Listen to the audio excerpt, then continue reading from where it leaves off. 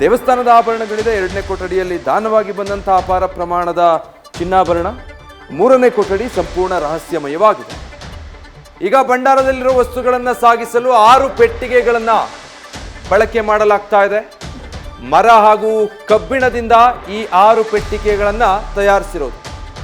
ಪೆಟ್ಟಿಗೆಗಳನ್ನು ರತ್ನ ಭಂಡಾರ ಕೊಠಡಿಯ ಒಳಗೆ ಸಿಬ್ಬಂದಿ ಸಾಗಿಸಿದ್ದಾರೆ. ಅತ್ಯಮೂಲ್ಯವಾದಂತಹ ವಸ್ತುಗಳು ಕಂಡು ಬಂದರೆ ಅದನ್ನು ಸಾಗಿಸೋದಕ್ಕೆ ಅಂತ ಹೇಳಿ ಆಲ್ರೆಡಿ ಈ ವ್ಯವಸ್ಥೆಗಳನ್ನು ಮಾಡಿಕೊಂಡಿದ್ದಾರೆ. ಇಲ್ಲಿ ಸಿಬ್ಬಂದಿ ತಗೊಂಡು ಹೋಗ್ತಾ ಇದ್ದಾರಲ್ಲ, ಇದೇ ಆ ಪೆಟ್ಟಿಗೆಗಳು, ಬೃಹದಾಕಾರದ ಪೆಟ್ಟಿಗೆಗಳಿದೆಲ್ಲ.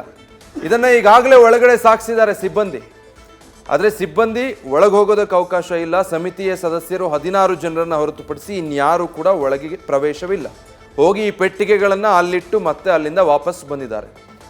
ಈ ಕೋಣೆ ನಂಬರ್ 2 ಇದೆಯಲ್ಲ, ರತ್ನ ಭಂಡಾರದ ರಹಸ್ಯ ಕೋಣೆ 2ರಲ್ಲಿ ಈಗ ಪರಿಶೀಲನೆ ಆರಂಭ ಆಗಿರೋದ್ರಿಂದ ಅತ್ಯಮೂಲ್ಯವಾದ ವಸ್ತುಗಳು ಕಂಡು ಬಂದರೆ ತಕ್ಷಣ ಅದನ್ನು ಸೂಕ್ತ ಭದ್ರತೆಯೊಂದಿಗೆ ಮತ್ತೊಂದು ಕಡೆಗೆ ಶಿಫ್ಟ್ ಮಾಡಬೇಕಾಗಿರೋ ಅವಶ್ಯಕತೆ ಅನಿವಾರ್ಯತೆ ಇದ್ದರೆ ಆ ಸಂದರ್ಭದಲ್ಲಿ ವ್ಯವಸ್ಥೆಗಳಿಗೆ ಹುಡುಕಾಡೋದು ಬೇಡ, ತಡ ಆಗೋದು ಬೇಡ ಅನ್ನೋ ಕಾರಣಕ್ಕೆ ಮುಂಚಿತವಾಗಿಯೇ ಈ ರೀತಿಯಾದಂಥ ವ್ಯವಸ್ಥೆ ಮಾಡಿಕೊಂಡಿದ್ದಾರೆ.